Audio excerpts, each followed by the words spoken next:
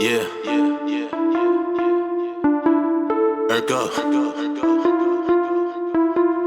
Hey, hey, look. Yo, what's up? I go by the name of Steph Urkel, and welcome back to another episode of the Millennial Dungeon. How's everybody doing this beautiful weekend? I had a great weekend, got a lot of things done, was productive as possibly can. I'm not gonna lie to you, Mother Nature kind of pulled the okey doke on us, you know what I'm saying? Thursday and Friday was all in the 50s, and Mother Nature was like, oh, what you thought? What you thought you was gonna get spring? Nah, you good, you good. So it is what it is. Try to dress warmly, people, until we actually get like consistent warm weather. We don't want nobody get ammonia out here.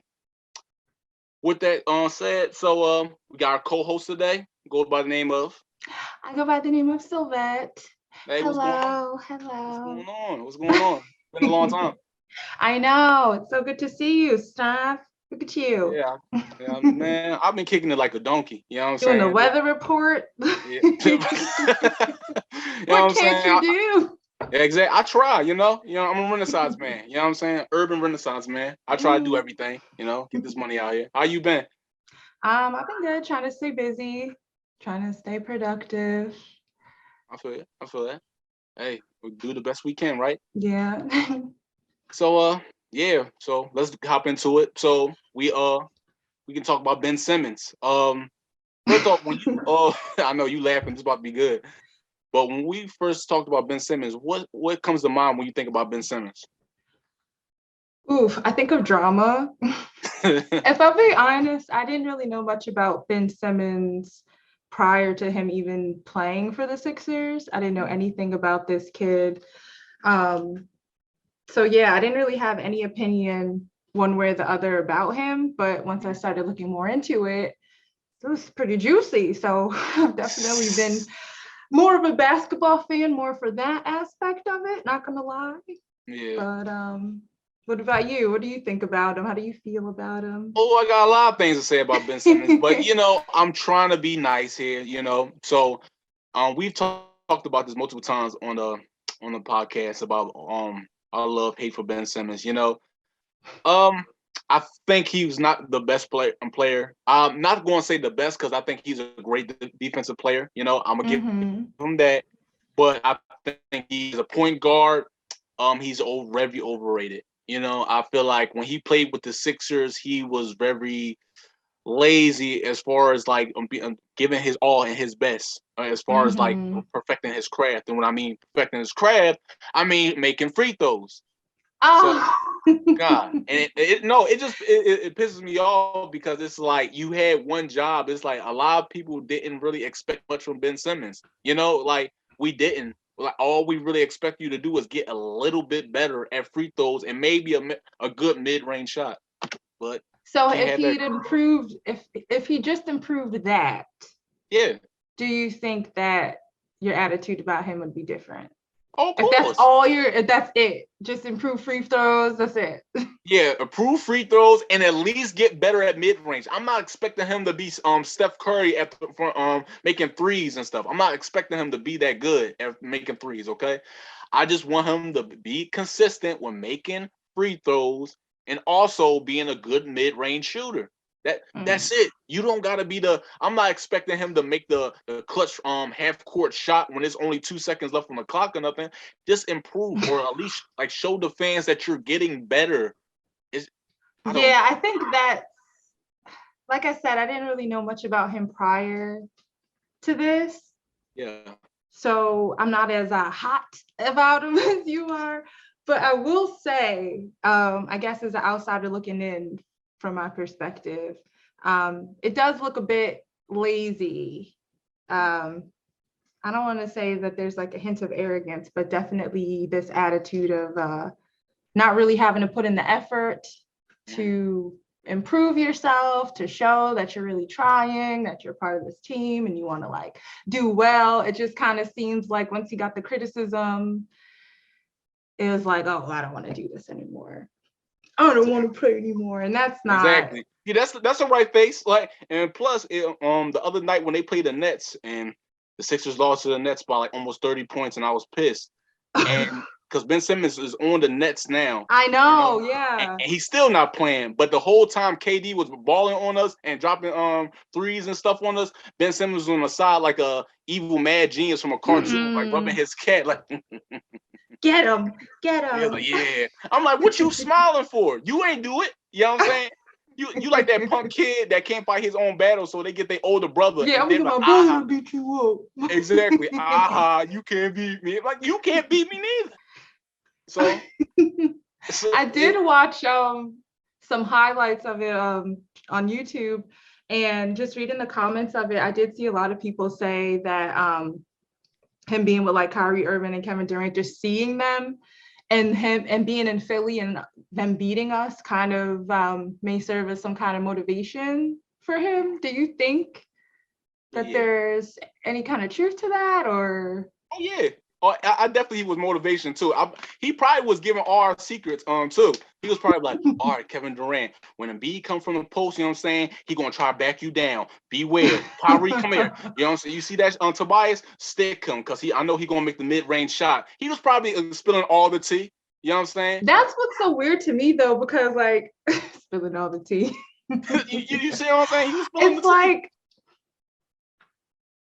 I don't know. It's tough because it seemed like when he was with the Sixers and he was taking his breaks and he didn't want to participate and everything, it really seemed like the other players on the team were more so disappointed because they enjoyed playing with him and they knew that he was a good player with potential and like he complimented them really well. Isn't it kind of a waste then for him to go to another team, spill the tea when it's like, you know, all the tea, you could have stayed on the team and just worked together to complement each other better to be a stronger team? In theory, what you're saying is 100% right, but once attitude and arrogance come into it, it's just like, nah. And like, I get it. As Sixers, Philly fans in general, we can be tough. Like we cutthroat. You know what I'm saying? Like, so like if we ain't liking the player or something, or they getting on our nerves, we like, you suck. We hate you. Your mama, everything. We going for the throat. The everything. kids, I know.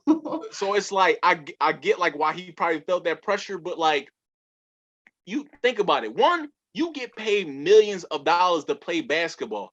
So if the fans are expecting you to be good at least one thing, wouldn't it make sense for the last 2, maybe 3 seasons for you to improve on it? Because this is like, it's not like this is something that's new. Like, this didn't just happen last season. This has been going on for the last 3 seasons for Ben Simmons, in my opinion. So it's just like, dog, just get better. Yeah, like, we're not picking on you, or at least it's not picking on you to pick on you. This is legit like a problem you have that you're probably gonna have anywhere you go. So there it is. It's gonna be a problem. You think the Nets is gonna just accept you? You just gonna be sitting on the bench eating chips? Yeah, like you can't be rotting on the bench everywhere you go. Exactly. Because then and eventually it's gonna get to the point where it's like, what are you good for?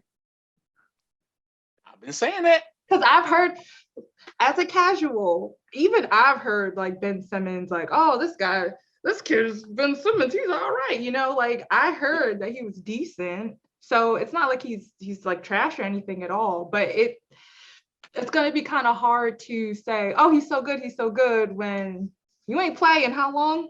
So like, exactly. So sooner or later that coach on the Nets gonna be like, so you think today's the day you're gonna suit up? And he just gonna be sitting on the bench like, I don't know, I don't think I'm feeling the coach. He said, bro, it's been 40 games. Ben, what you doing? You know what I'm saying? We risked a lot for you to come in. He was like, not now, coach. Like, it's like that girl that just went through a bad breakup. It's like, hey, Stacy, you coming out? I'm not in the mood, girl. It's like, you've been sitting here for weeks, girl. Like, get over him. It's like your dog is trying to ask for like you to take him on a walk. Yeah. Like pushing the leash towards you, and you're just like, not today, buddy. Not today. He's like, No.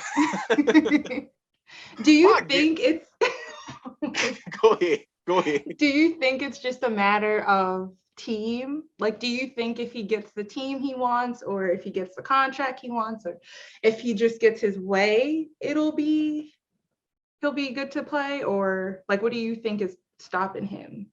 Honestly, I don't know. I don't know because I want to say like it all depends on the team, but truth be told, if that's the case, I think I would be even more mad because I look at it like this. If he suit up and he start making free throws and start making good shots, I'm not gonna lie to you. I'm gonna be heated like the top of the stove. Cause it's like, dog, you could have did this when you was on the Sixers. Yeah. So, and then he's So like, you yeah. could.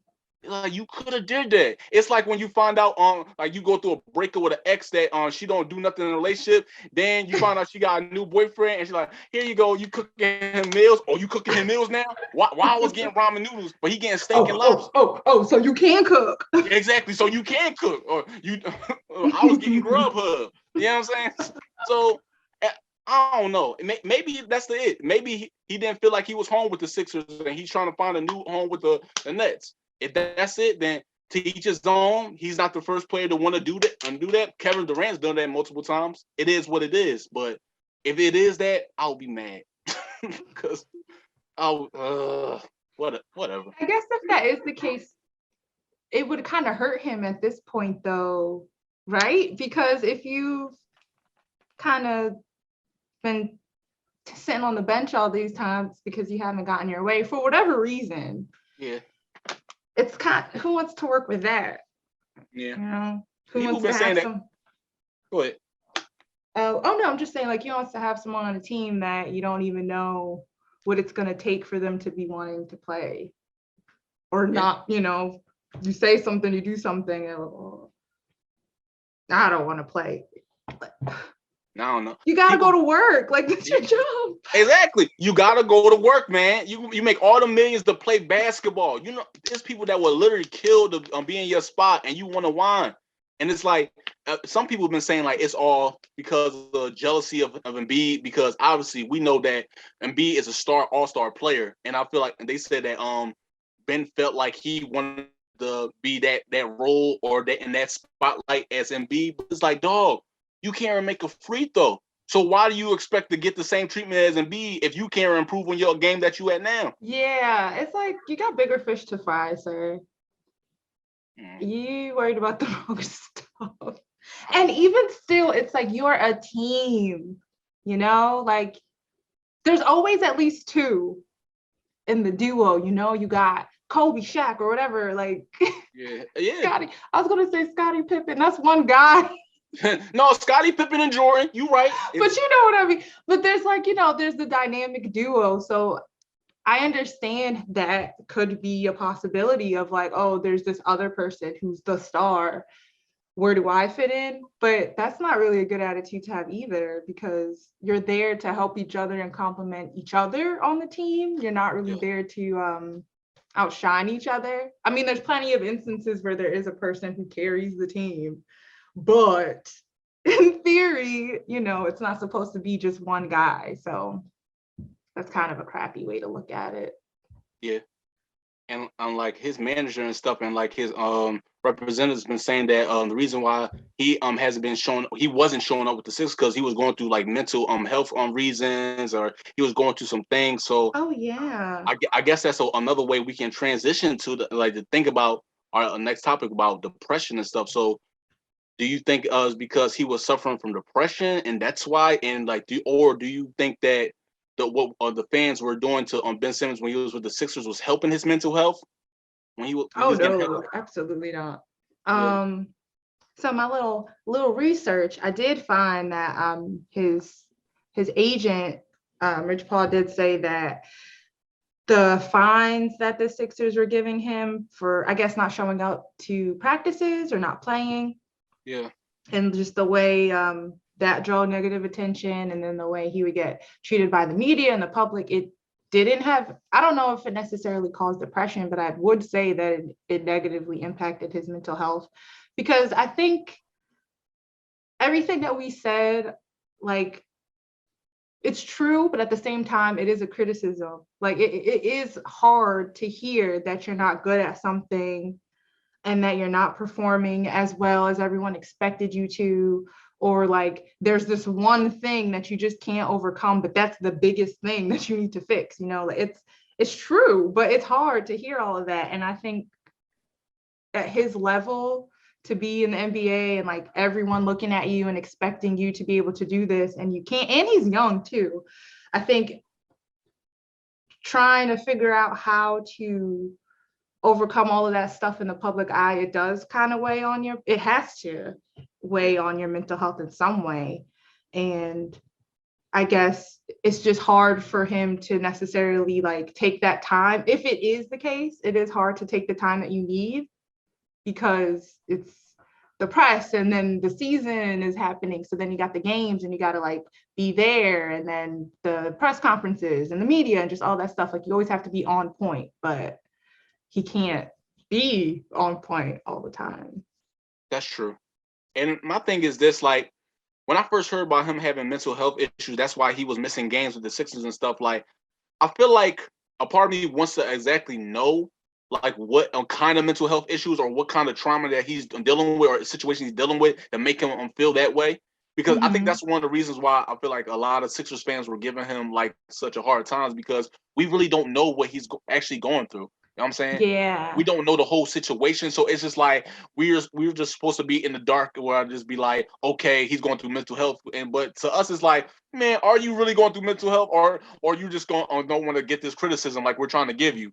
So yeah, it is hard, and I get that. You know what I'm saying? I just feel like I want to know more of the situation he was going through. But that's his business. I'm not going to say he should share with the whole world, because if you're going through something personal, that's your business, whether or not you want to share. But I feel like that was part of the reason why a lot of Sixers fans was coming down hard on him, because he was going through stuff, but he didn't really say what he was going through. So we like confused it as laziness. We still don't know.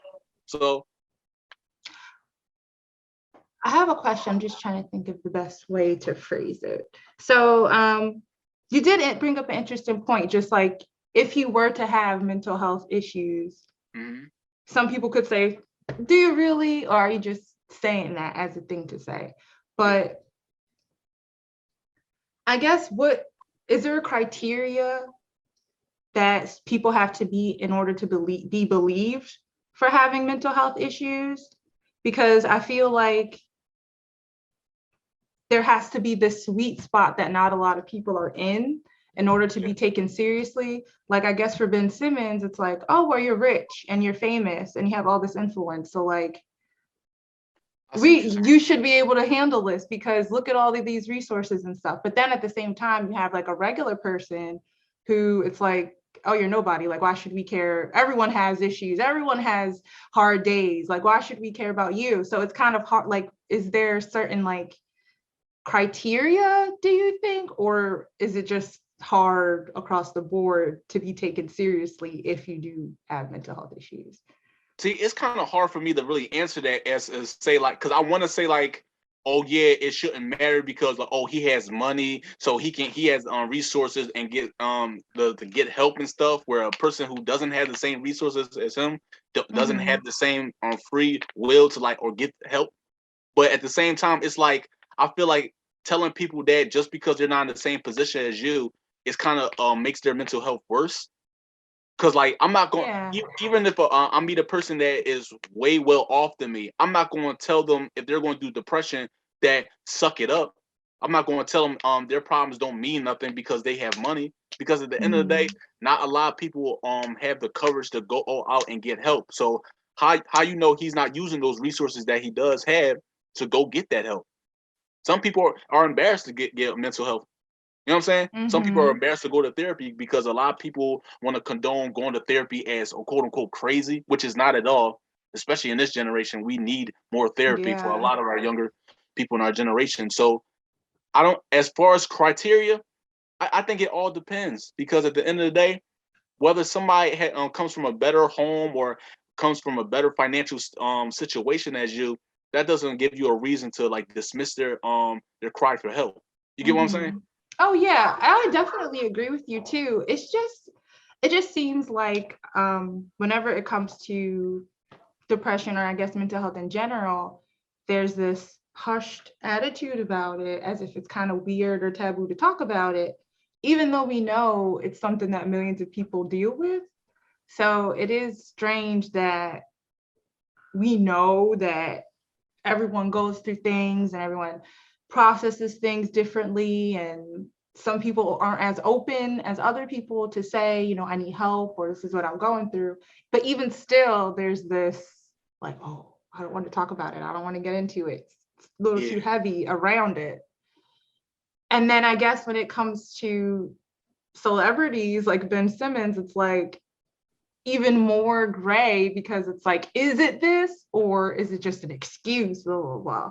So why do you think that mental health is kind of not taken as seriously, or like easily dismissed compared to other forms of health? Because I'm pretty sure like if he broke something, like he broke his ankle or something, he can't shoot because of something physical, it would be like, oh yeah, we can see this.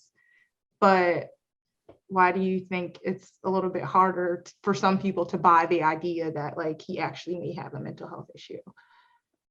I feel like a lot of people, this is my opinion on it, I feel like a lot of people don't have the courage to really seek out to get therapy or mental health help themselves. So they try to project that same like negativity on other people. Like I know plenty of people even in my own life that say they don't want to go to get therapy. But as soon as they hear somebody else getting therapy, they question it. Instead of be like, okay, that's your decision, they will question like, why are you going to therapy? Why are you getting help? You know what I'm saying? Maybe that's just their choice because they're going through something mentally. But just because you don't want to go have the courage to go get help, not saying don't have the courage, just because you don't want to take the first step to go get help from a professional, doesn't mean that person shouldn't have to. Because who's to say that that person's not going to do something worse than you, and then you putting them down saying you shouldn't go get help, and then it can end up costing their life. You get what I'm saying? Yeah, So that's actually interesting.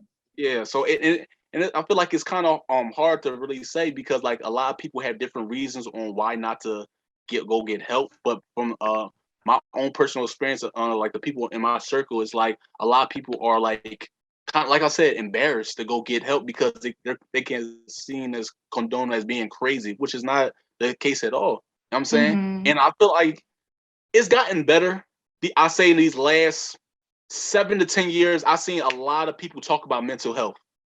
Like even like in movies and on TV, like it's been put in the front line, but I still feel as though we have a long way to go. You know what I'm saying? Mm-hmm.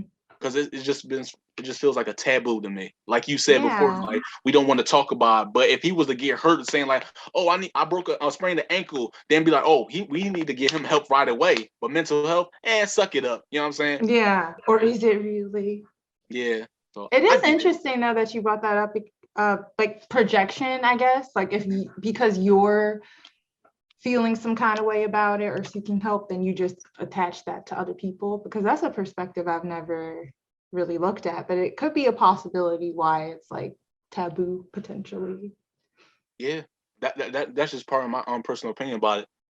But I have a question for you. So, Oh. like I said before, we see more people talk about mental health issues in I say last 7 to 10 years. So, why do you think like people are bringing awareness to this now, or like why do you think a rise of like mental health issue cases have been on the rise in this last decade? That's a good question. I think it might have to do with us just knowing better over Mhm. time. When people just know better, we do better. And I think that recently there's an understanding that mental health is a part of your health. And if you want to be a healthy person fully, you do have to address your brain and your emotions and like how you feel and all of those things. And I think that maybe before it was this idea that you can control the way you feel, or you can hold in certain feelings and just go on with your life and it's fine, like you can make it. But we know that's not the case anymore. We know that you can't bottle in your emotions, and trauma does affect you, and you do hold on to these things, and then it impacts how you treat other people and how you look at the world and how you behave. And I think that we understand that a bit better. Of course, we have a lot to go and a lot more to learn, but I think that we just have a better understanding that mental health is a part of our full health, and we have to know how to address it, and we have to know how to treat those things, because just like how we had to learn if you're sick, you have a cold, you have a flu, what do you take? You take medicine. Okay, so now we know if you're depressed, if you have anxiety, if whatever the case may be, these are the things that we have to address because it is serious, just like anything else.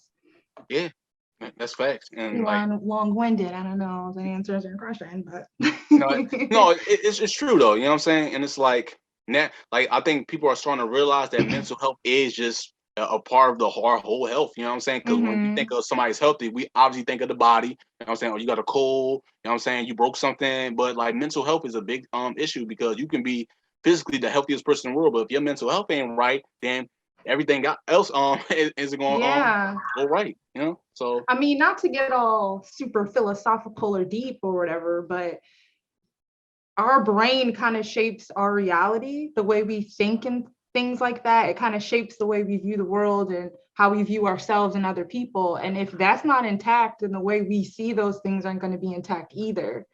So if in your mind, you have a bad perception of yourself for whatever reason, like maybe if you have depression and you just look at yourself and you think poorly of yourself. And so by extension, you think that other people view you poorly, and then the things you do suck, and everyone hates you, and everything's terrible.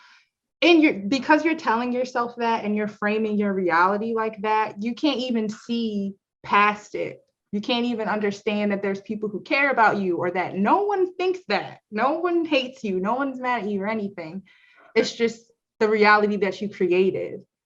And it's wild how what your brain can do, you know. And I think we're seeing, like, there's this understanding more and more how powerful we are, not just us as people, but our brains.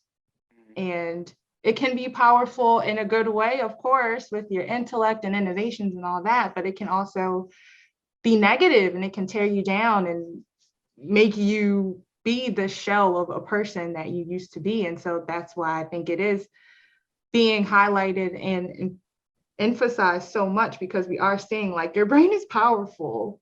Yeah. And it can definitely hold you back if it's not where it should be, if your emotions aren't where it needs to be. So facts. And like I say, like we've seen like cases rise, especially like people like in like their 20s and younger. So it's like I guess my next question for you is: do you think schools should start holding like mental health checkups for their students? And then, like, if so, like what age do you think they should start doing it? Ooh.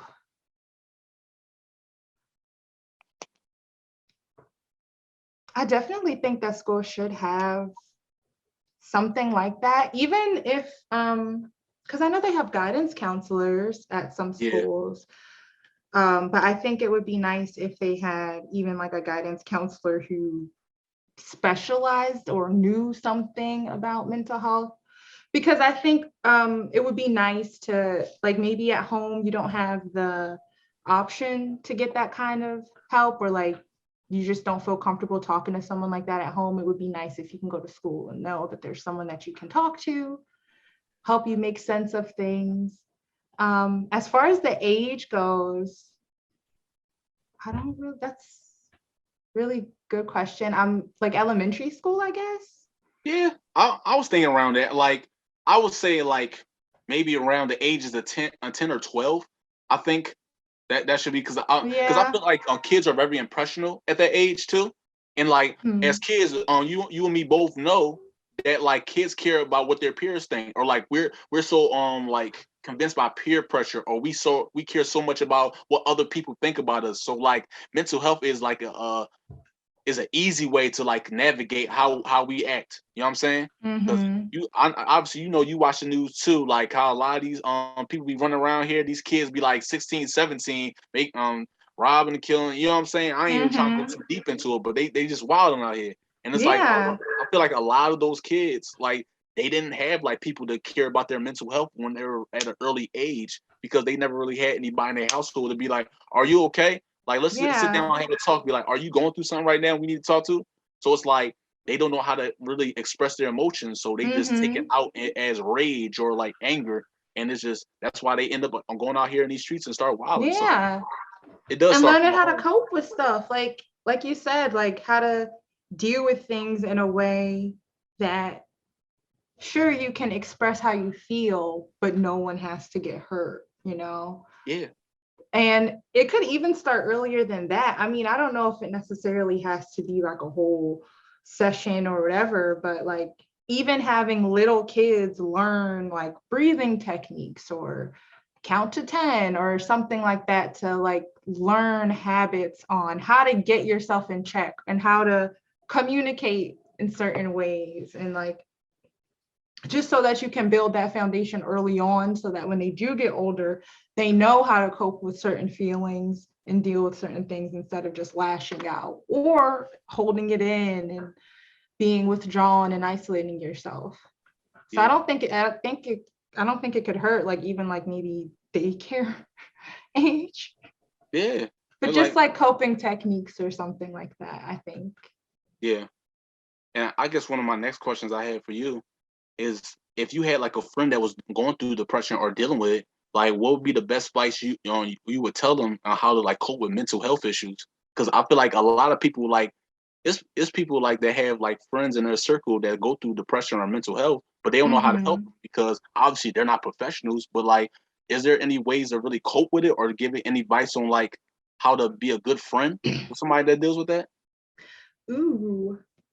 Well, I'm kind of dealing with it myself, so I don't So have a friend or anything like that I know of, but you got me.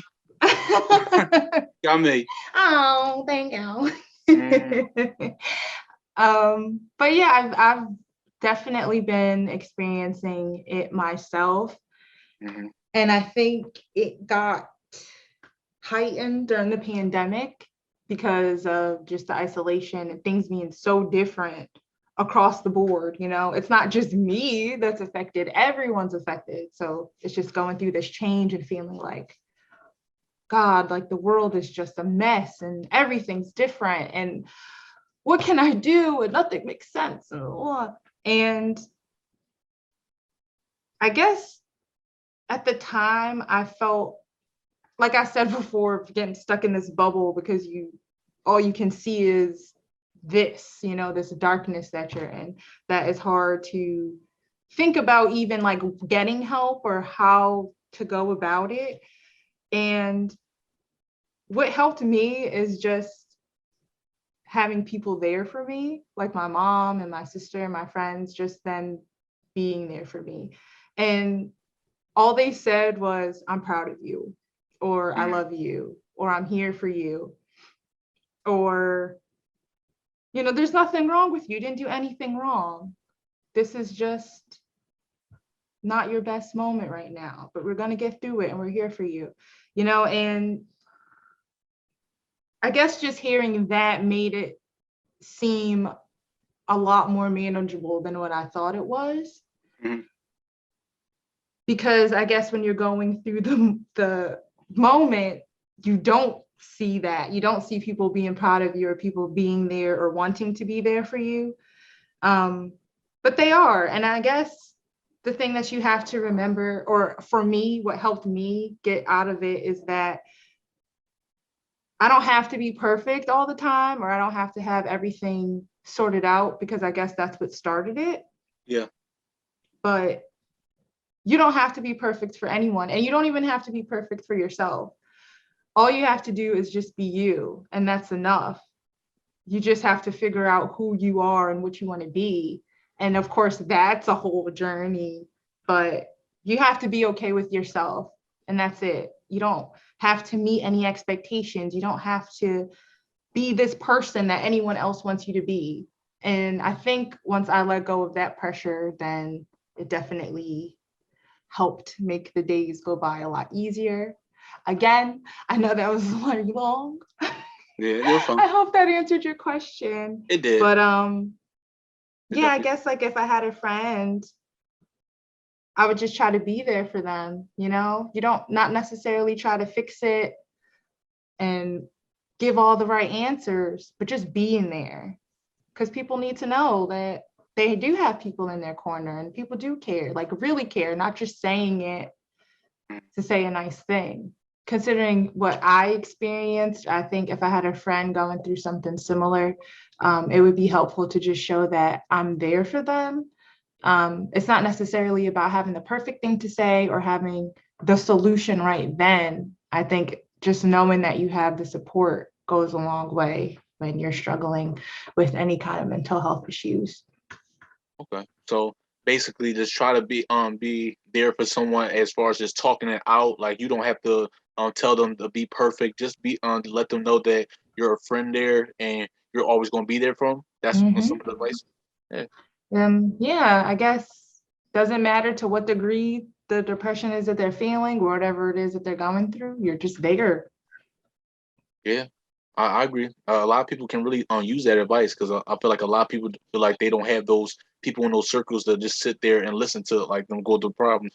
But I feel like there's always somebody in your life that you can turn to that can willing to be there to help you. So that is good advice. So I oh yeah, hard mode. But I was thinking too, because obviously with social media is so big now on our generation. So we have access to our favorite celebrities' lives on Instagram, Facebook, etc.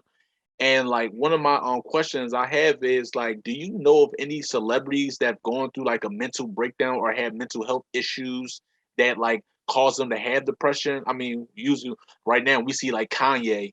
Obviously, he's all over Instagram, but do you know Yeah. any other celebrities? Well, I did hear about Wendy Williams, surprisingly, or at least surprising to me, because she seems like she just is with it, like she's just there with the zinger. She's ready to How you let you doing? have it, how you doing, all that. So I'm like, Wendy, not Wendy, but yeah, you know what I mean. I would say it like that, but I got you. I got you. but yeah, apparently she's going through some legal issues because of an episode she had. It's starting to cause her to spiral out of control. And so now Sherry Shepherd is going to be replacing her instead of Wendy having her Wendy Williams show.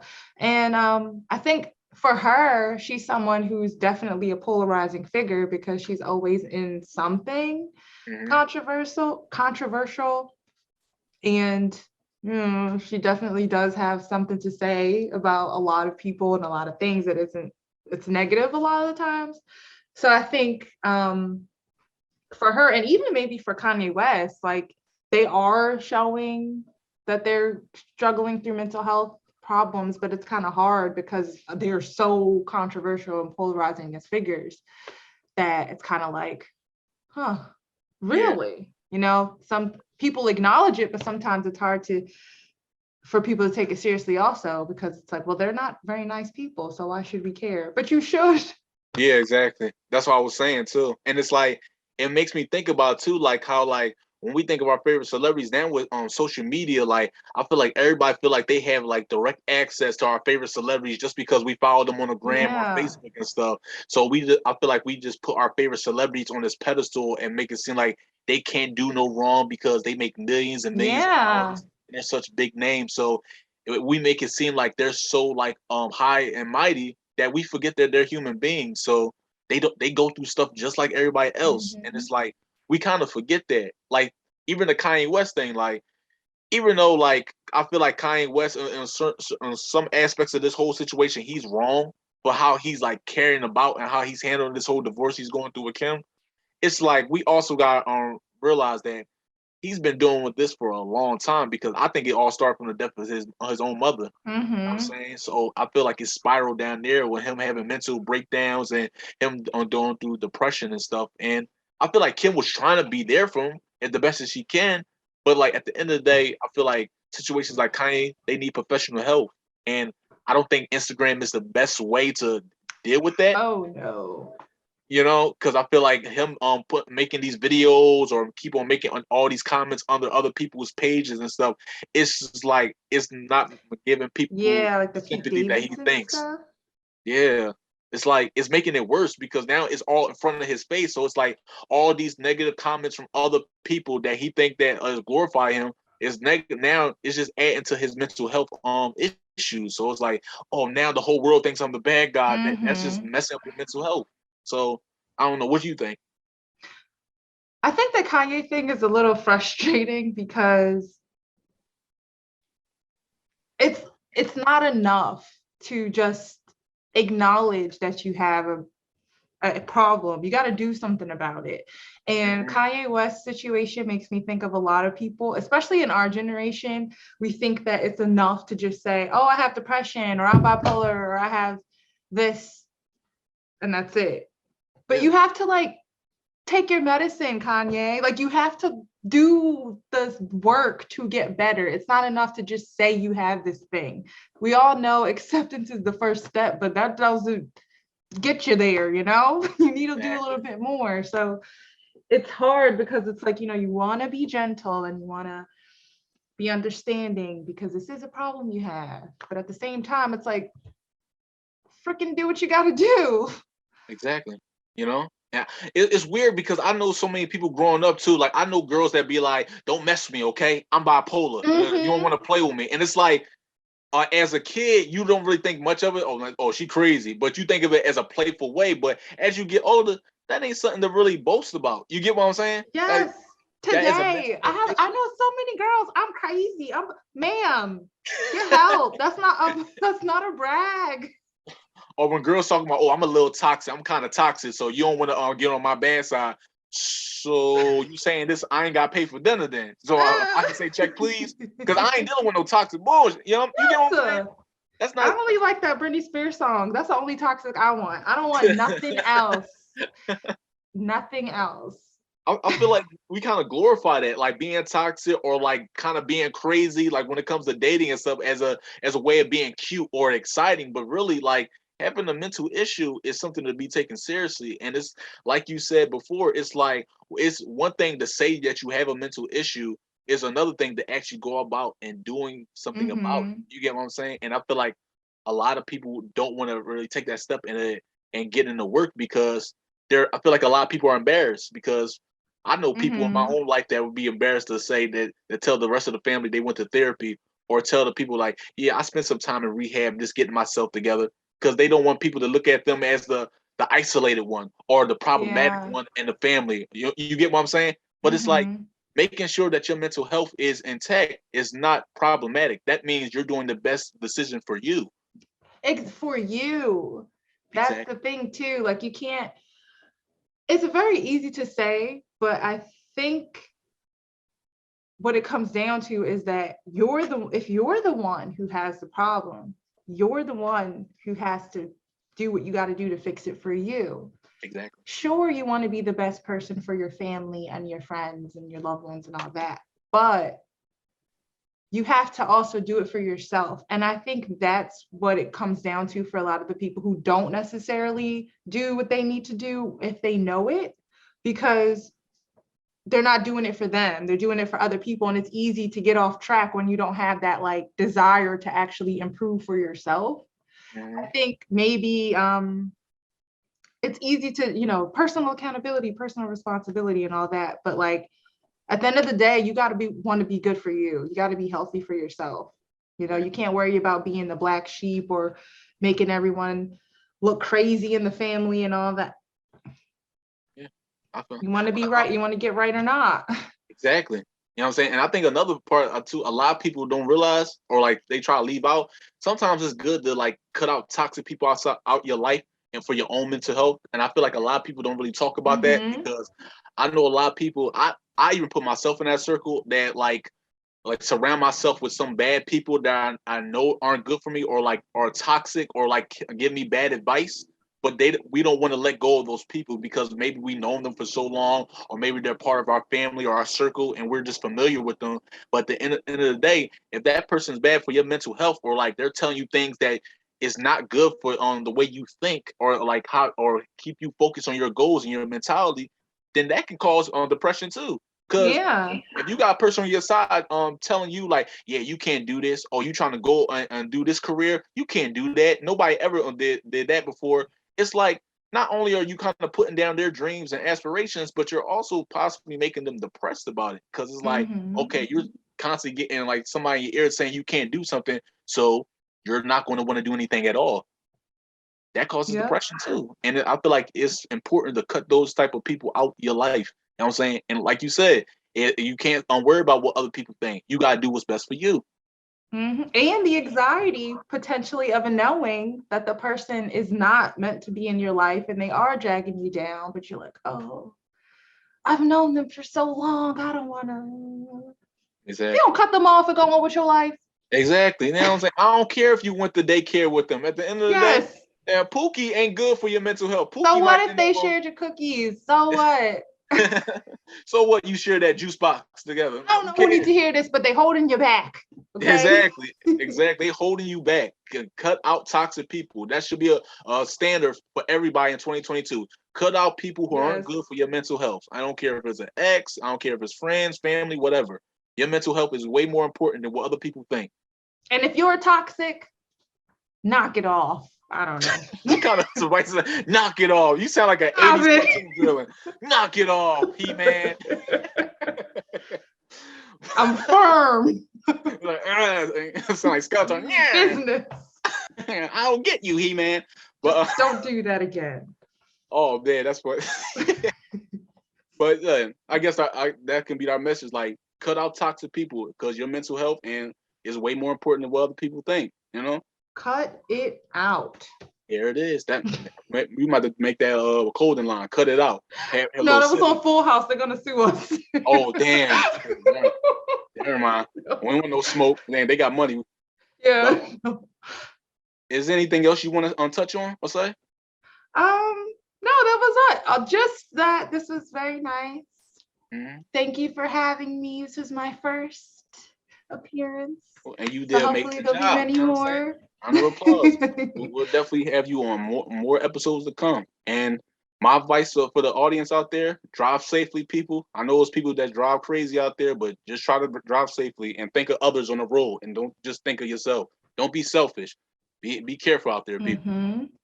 So with that being said, I go by the name of Steph, and I go by Sylvette. Okay. And this has been another episode of the Millennium Dungeon. I'll see you guys later. Peace. Bye. Yeah. Ergo.